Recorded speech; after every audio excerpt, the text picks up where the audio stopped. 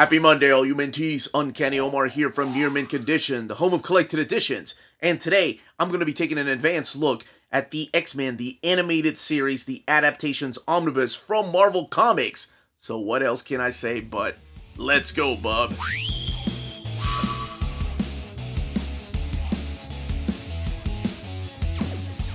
Previously on X-Men. Alright, so what we are looking at here is the X-Men, the animated series, the Adaptation Omnibus. This is the Kerry Gamble cover, which is the direct market cover. On the left-hand side, it's your standard edition cover. That one's by Steve Laiola. And now, one other thing about the covers is that the direct market cover and the standard edition cover will have a different spine. I believe Cyclops is going to be on the spine of the standard edition cover. I saw the files, but for some reason I never got around to downloading them. So usually I like to show what the spines look like too, because sometimes they do vary. Okay, so this is our very first Adaptations Omnibus. Before I go any further, though, a big thank you to David Gabriel and the folks at Marvel for sending us an advance copy of this book. This omnibus is due out in the direct market and book market on February 7th. This is the cover featuring Sabretooth and Wolverine as they're about to get into a big fight. You have the characters of Cyclops, Gambit, and Jubilee down there. Again, a picture by Kerry Gamble. On the back of the book is the X-Men that defined a generation. And that is something very important I'm going to be talking about here in a second. I love this here. These are your key players of Gambit, Storm, Rogue, Jean Grey, Cyclops, and Wolverine.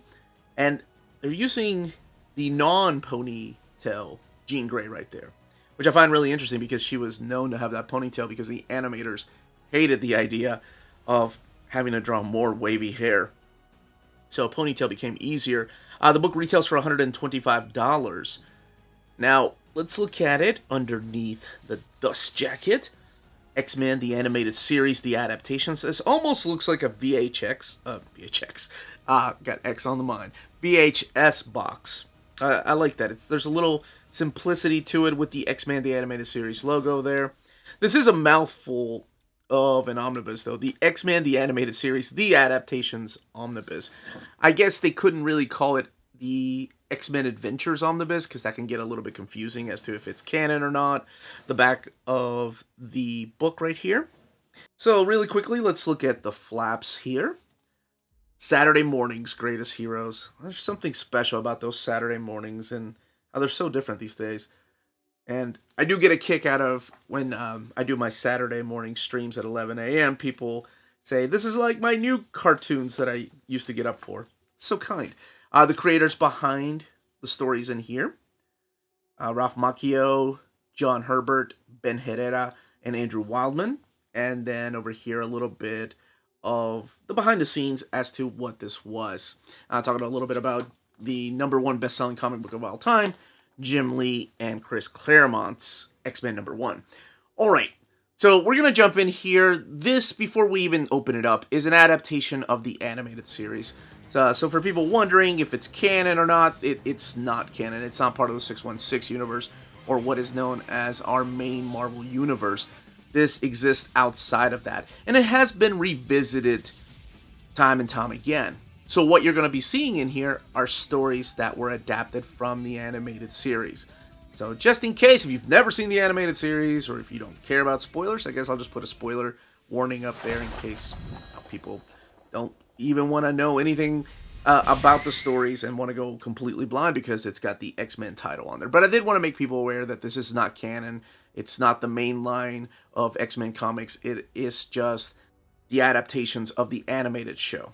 So let's go ahead and crack it open. Alright, let's crack this open. You have some black end paper there. The big X again that we saw on the art on board. X-Men, the animated series, the adaptations. I love this right here, the classic X-Men logo up there, the animated series. And here is your credits. This is very important because all of this was written by Ralph Macchio. And I believe that's how he pronounces his name, not like the Karate Kid, Ralph Macchio. But he was a longtime editor at Marvel Comics and does a lot of the introductions and outros for the Epic collections, and still does some things for Marvel. Which honestly surprises me that there wasn't an introduction here by Ralph Macchio. And here are the stories. These are the writers of the original stories that the adaptations came from. So I love that they give them credit. That's really cool. Here are your pencilers, kicking it off with Andrew Wildman, and then ending it with, I believe, Jerry Bingham and Mike Miller were the last two artists, or Ben Herrera was. Here are your inkers, Andrew Pipoy, Mark McKenna, just to name a few. These people would eventually blow up and join the mainstream line of artists. You read comics long enough, and a lot of these names start just sounding familiar to you. Kevin Conrad, man, he inked a lot of Tony Danielle stuff when he joined X-Force. He was one of my favorite inkers at the time. But down here, you see the colorist, so Glynis Oliver, again, a name that has just become a staple with coloring. She used to go by Glynis Ween for a while, I believe. She was married to Len, if I'm not mistaken. And just a few other colorists that have been around for a long time. Michael Higgins doing the lettering, who was a writer. I love the fact that they're using the Uncanny X-Men font, or X-Men font rather, for the contents right here. And this is your table of contents. This is where you're going to find each issue, the date it was originally published, and the title of the issue. So X-Men Adventures number 1 kicked off in November of 1992 with Night of the Sentinels, the same title that they gave the pilot episode, or the first episode of X-Men number 1. And then you see that you move on to X-Men Adventure Season 2 and X-Men Adventure Season 3.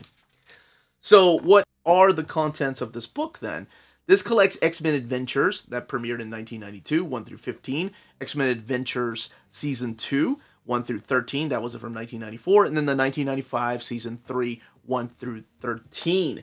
Now, there was a follow-up series, because that's everything as far as X-Men Adventures. There was a follow-up series in 1996 that were trying out new things. I believe it was the 99-cent adventure. It was under the Adventures of X-Men logo.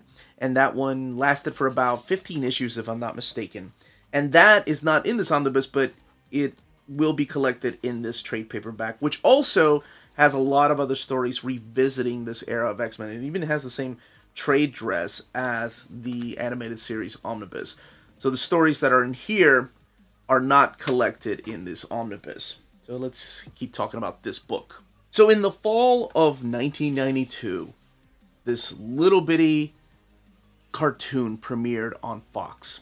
And keep in mind, this is when people were going back to school. I was a freshman in high school, but I knew about this. I was so excited about this. On Saturday morning, I believe it was in October that it premiered. I was so excited about this because it was X-Men. Now, we had Pride of the X-Men prior to this, for the people that remember that. It was the Australian Wolverine, animated really beautifully. And it was a pilot that never really took off. As a matter of fact, the only thing that happened with that was the arcade game by Konami, a 6-player arcade game that included Dazzler and then Colossus going, roar. That's not doing what he did justice. But that was about the only thing that happened with Pride of the X-Men.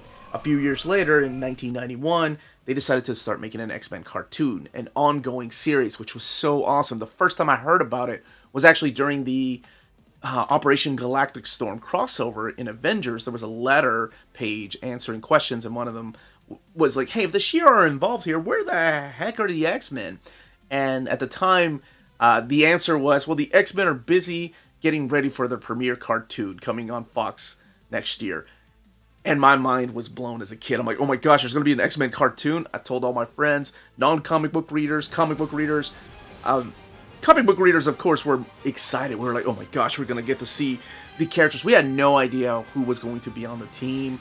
So when we first got our glimpse at it, we found out, oh, they're using a mishmash of the gold and blue team. Because you have Cyclops, you have Wolverine, you have Jean Grey, who wasn't going as Marvel Girl at the time. You had Storm, you had Rogue, you had Gambit, and you had Jubilee, and of course all of them being led by Professor X. So Storm was on the gold team in the comics, and in here it's like they took a lot of the blue team but gave us Storm too, which was phenomenal. So this is like the cartoon. It opens up with the Sentinels hunting Jubilee. She's kind of your introduction to the characters. There's another made-for-TV character in here, and that is this guy right here named Morph, who you probably, if you've read the comics, Yeah, you're probably thinking, oh, it's the guy from Age of Apocalypse that was originally the Mimic. No, that's a completely different character. He decided to take the name Morph in Age of Apocalypse, probably because of the TV show. Now, again, this is going to be just a little bit of spoiler, assuming you've seen the TV show, so just in case. Because the second issue says the death of an X-Men, and that was a huge deal for a TV show back then. I always say that the golden age of cartoons for me were the 80s. And that's the era I grew up in. But for a whole generation, it was the 90s. And the 90s, I'm very jealous of the cartoons people grew up with, the kids grew up with. I mean, Batman the Animated Series, X-Men the Animated Series, Spider-Man the Animated Series, Rocko's Modern Life, Doug, and Ren and Stimpy. You had a whole generation growing up on these cartoons. To a whole generation, these are the voices that they hear when they read the comics. Like Wolverine, that's the exact voice they hear when they're reading Wolverine. And that voice was so popular, yes, it went from the animated series to all the X-Men and X-Men vs. Street Fighter games. Berserker Barrage! And my gosh, there was so much plot, there was so much just in-depth character studies that you really didn't find in the 80s. And don't get me wrong, not every 80s cartoon was meant to sell a toy. Some of them, Mysterious Cities of Gold, were amazing and character-driven and had a plot that kept continuing into the next episode. But in the 90s, it felt like this really feels like they are adapting the X-Men comics and giving them justice. Now, there are some variations. There's some differences here. For example, like the Watcher's a big player in the first couple of issues. There's a little more, I want to say, violence than there are in the cartoon. Like, Morph keeps having these dreams. I mean, that is a pretty violent way to go. He's getting burnt alive. He keeps having these dreams, nightmares really, about getting killed when they're invading this facility where the Sentinels are being built. And sure enough, he gets killed, just like in the cartoon. But it's a different angle. It's a different point of view when he gets killed. In the cartoon, you really don't see it. So while these are adaptations of the animated show, they don't have to stick to that main plot. Sometimes there's a variation. Color mistakes are all left in here intact, by the way. I love that. And then you get to meet Magneto. This is the Enter Magneto story where he approaches Henry McCoy, telling him about humanity and how wrong they are and how he should join forces. Sabretooth's in the mansion. I'll kill you! What was that about? Yes, of course, as Wolverine recognizes Sabretooth, and Professor X is like, no, we gotta take him in, he's a mutant. And it's just, again, the adaptations of the cartoon with a couple of different twists, a couple of different Easter eggs. One of my favorite things was towards the ending of Season 1. I believe this is when Wolverine loses his memory and he becomes a villain again for a while. Yeah, towards the ending of Season 1, we get the appearance of Cable in here. And Cable is like helping these people out in Genosha, and mutants are being captured, they're being held in concentration camps. I mean, it is a really mature storyline for a Saturday morning cartoon, and Cable's like trying to break them out and help out these mutants. But my favorite thing about this particular this should be a 2-issue because it was a 2-parter in the cartoon, are all the little Easter eggs of the characters that appeared through here. By the way, I love that cover by Andrew Wildman. The inside, I think, is done by Chris Batista. Yeah, Chris Batista does the inside of the 2-part Cable story. I didn't talk about the art, which I guess I was waiting for. But before I get to talk about the art, Andrew Wildman's going to be gone because he only did like the first season. So Andrew Wildman, the reason I knew him was because he was the artist on Transformers with Simon Furman. He did like the tail end of Transformers, the Marvel comics, with Simon Furman, and he was a big UK artist that decided to come over with Simon Furman to work on Transformers, the last part of the Marvel years. And since then, he has been drawing Transformers from time to time, whether it's at IDW or Dreamwave. Whoever owned the rights to Transformers, they know that Andrew Wildman is just one of these guys that has his name out there because of the Transformers franchise. He's a wonderful artist. I really like him. I like his details. I like how dynamic he is. Not everything is a win, right? Like, there are some pictures that can be taken out of context and the panel is shown and people can be making fun of his art. But I think he's a solid artist, honestly. Really captures that essence of, like, I want to say Jim Lee-ish type of details, which is what most artists would they were going for at the time in the 90s. Because keep in mind, this is 1992, the same year that the cartoon premiered, and the adaptation just showcasing the different episodes in a different way. Sometimes characters appear through here that were not in the TV show. And here is a secret about me. For a guy that calls himself Uncanny X-Men, I've only seen the cartoon, like, the first season I think I've seen like 2 or 3 times. But the rest of the seasons I've only seen twice. Like, the first season, I think I must have seen like 5, 6 times, showing my friends over and over, trying to get them in the comics. But the rest of the seasons, I've only seen twice. Once when they came out, and then once when I bought the DVD collections. I haven't seen them in years. So to me, it feels like they play out a little bit different, and some of the characters that appear through here are different, but maybe I'm wrong. I would love to know people's opinion. Just look at that. That is a killer piece of art right there. Now, there's Xavier files right here. By the way, one thing I loved about the cartoon, taught us how to pronounce these things. I still think the whole Thanos is the way that I pronounced it before the movies. But with this, I had a fight with my buddy Matt. He would say it was Xavier and Magneto. And I'm like, you've seen the freaking Pride of the X-Men. You know it's not Magneto. And I still have some friends that still pronounce him Magneto instead of Magneto, and Xavier, like the school, instead of Xavier. But because of this cartoon, he was like, okay, I guess that's how you pronounce it. These are the Xavier files right here. Again, written by Ralph Macchio. Kind of like your handbook. And I love the fact that they give Jean Grey the ponytail in this instead of the hair, because that's the way she looked in the cartoon. Season 2 premieres, and we have an adaptation of Mr. Sinister, and eventually the Nasty Boys are in here. Again, taking some liberties with the adaptation, showcasing this time around the Watcher. Andrew Wildman's still around, though. Senator Kelly's introduced. I didn't even talk about the adaptations of some of these stories. Like, you have Days of Future Past in here. You have Extinction Agenda in here. You have the coming of Cable. You have the coming of Bishop. You have Mr. Sinister, the Nasty Boys. This Omega Red storyline. Like, this isn't Andrew Wildman. This is John Herbert by now.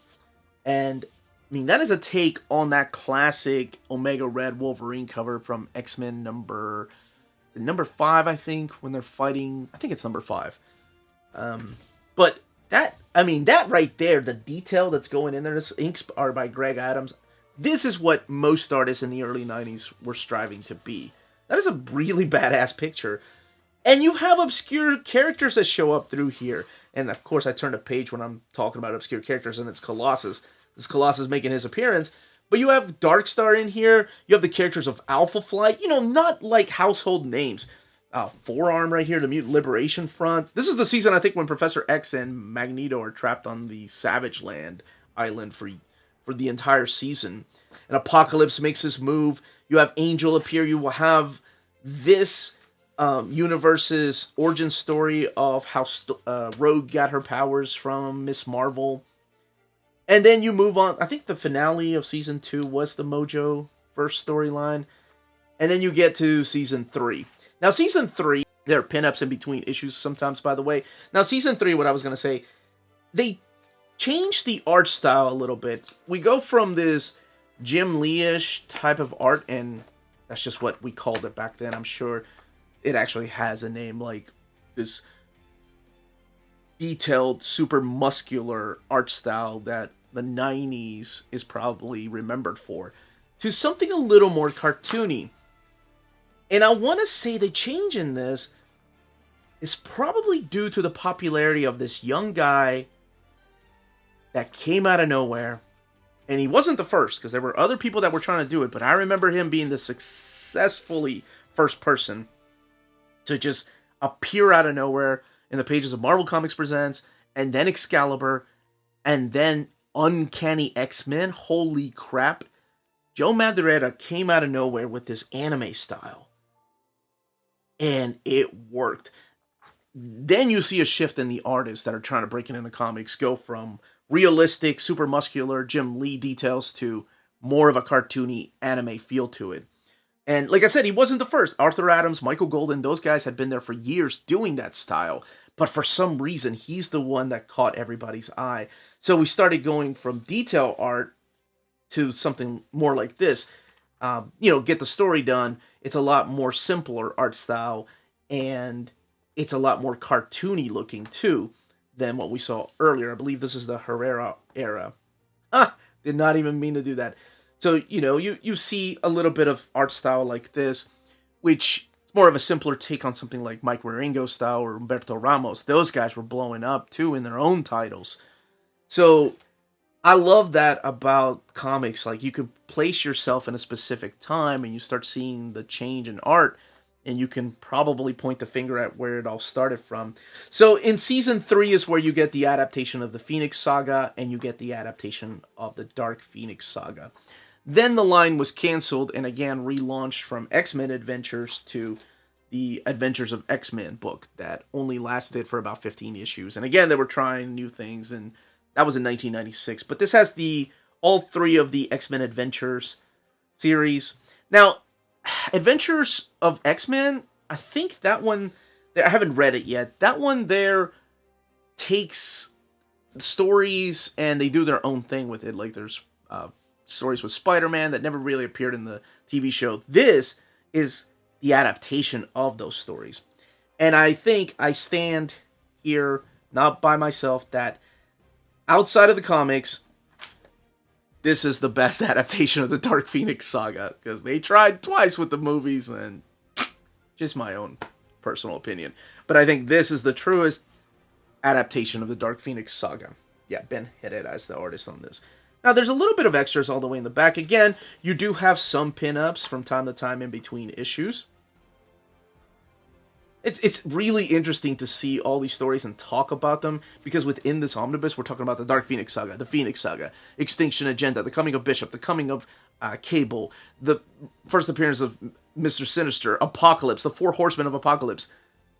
And when I say it like that, it's like, holy crap, they really condense all these stories that I love about the X-Men and just put them into a TV show and just kind of like said, this is everything. These are the best of the best. We're adapting them.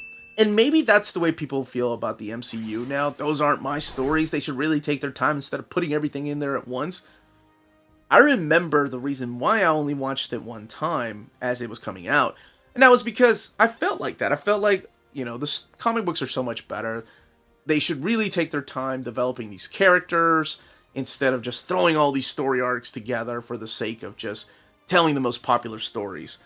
But I get it, it's a Saturday morning cartoon. You gotta move. You gotta keep going. You can't have an episode where, you can't have an episode of Wolverine and Colossus and Nightcrawler drinking a beer anyway. But, you can't have an episode where they're sitting at a restaurant just having a conversation. You have to keep the excitement going.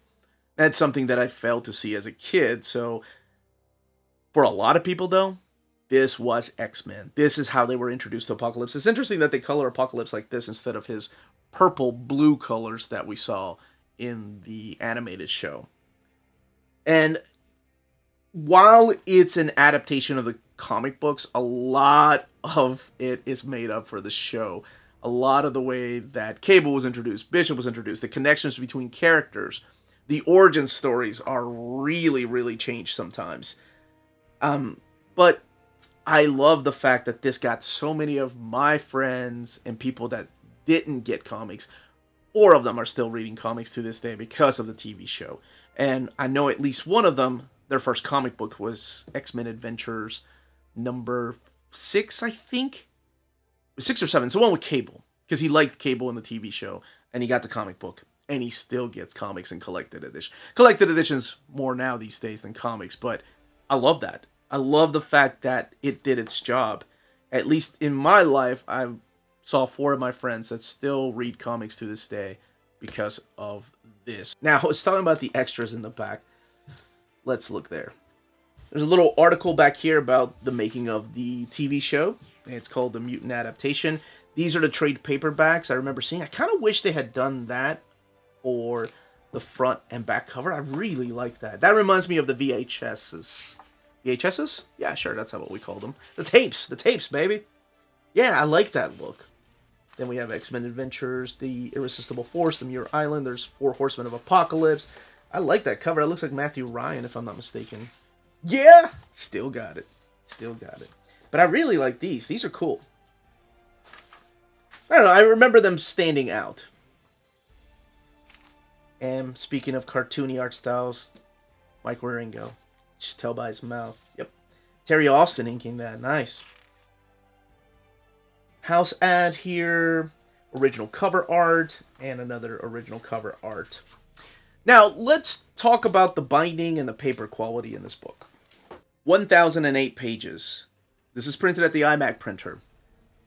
I've not seen a lack of an eye like that in a long time. I mean, that's hardly any eye right there. And I've stretched the spine 3 times. And I read some of this. I didn't get a chance to read all of them, but I still think I remember most of the animated show. So I did notice that the way that it laid over, there is some gutter loss. And there are lots of spread pages through here, by the way. And of course, as soon as I say that, I can't find that is an awesome picture. Andrew Wildman, and he was just killing it. As soon as I say there's a lot of spread pages, I can't find one. Dang it, let me see if I can find one really quick. Alright, so here's one from the Enter Magneto story. Or actually, this is from the 4th issue, if I'm not mistaken. Yeah. I love that cover. That's a nice cover. So pages 84 and 85, you can see there's some gutter loss right there. And that's because of the lack of an eye. So, I mean, it's not a lot, but you can't even see Rogue's, like, all her hand, right? You have to push it down like this. And the book, I'm not going to lie, though, the book does stay laying down. Like, it lays over nice. It's just that you do have a little bit of art loss in there. Let me see if I can find something. Like, there's one right there. Kind of see some of his finger missing. One with the Juggernaut right there. These are some nice pieces. You know? I don't think they give Andrew Wildman enough to do. I kind of dig his style. And here's another one from 274 to 275. I just really like this picture right here of the 4 Horsemen. It's nice. And you see, like, his shoulder, you have to hold it down a little bit. Alright, so let's do a couple more. Like with this one here, in the back, this is called The Sacrifices, the Phoenix Saga Part 1. And then the Dark Phoenix Saga Part 1 towards the back of the book. Now, let's see. Here, I'm going to be talking about the bleed through. Now, the bleed through comes when there's white pages or some yellow. See up there with the text, X-Men Adventures, the logo. And it's usually when there's a lot of white that you can kind of see some of the art bleed through from the opposite page. It's not everywhere, of course, because there's a lot of color going on here. But it's usually with the white, like in this corner right here. Or sometimes the yellow. And not every yellow, like right there. But sometimes you can see if it's like a light yellow, maybe like Wolverine's yellow. Henry Gyrick, man, I didn't even get to talk about that guy. There's just so much that happens in these issues. I wish, let me show you the cover and then we can keep looking at this. Okay, this issue right here has a lot of white because they're in snow. So yeah, this is the type of stuff you're going to see. You can see some of the word bubbles come through. Not as thin, honestly, as the paper stock like JMS's Spider-Man, which I think that and Conan are still the most thinnest paper I've seen in an omnibus. I wish they had used that as the cover. I think that cover is so badass by Andrew Wildman. Just so much brutality. And it kind of reminds me of the Fall of the Mutants cover from issue, what was that, 222, I think? Yeah, I love that cover. I think it's great. They had a Sabretooth and Wolverine fighting, so of course I like it. Wish this had been a premiere video, but unfortunately I have to take my mom to the doctor, so I couldn't join you guys for this. I would have loved to talk to you in the chat. So let's plan on next Monday to do another premiere video. That, as they say, is that. If you're interested in purchasing this book, don't forget to check out our sponsor, cheapgraphicnovels.com, your online home for graphic novels and collected editions up to 50% off cover price. They have excellent shipping and prompt and helpful service. Check out their bargain deals for up to 90% off cover price. And don't forget that CGN also takes pre-orders. That way you don't miss out on the hottest releases. And they are currently running a special promotion for you Minties. If you're a first-time customer, after receiving your order confirmation email, reply back to that email and let them know Near Mint Condition sent you their way. They will then apply a free shipping promotional credit to your next order in the US. Cheap Graphic Novels, your source for the hottest books with the kind of deep discount, quality shipping, and customer service that will keep you coming back for more. And that was the content, the page count, and build of this omnibus. Don't forget to comment down below if you have any questions, if you are picking this up if this was your introduction to X-Men, whether it was the actual animated series or the adaptations were the ones comics that you went to the shop to go and check out, and that was your segue into comic books. I love hearing origin stories, and we all have one, so I would love to know if this was your way to get into comic books. Any questions, again, leave them down below. Check out our Patreon and Spread Shop, amazing ways to support the channel. Everyone stay healthy and safe out there. Much love.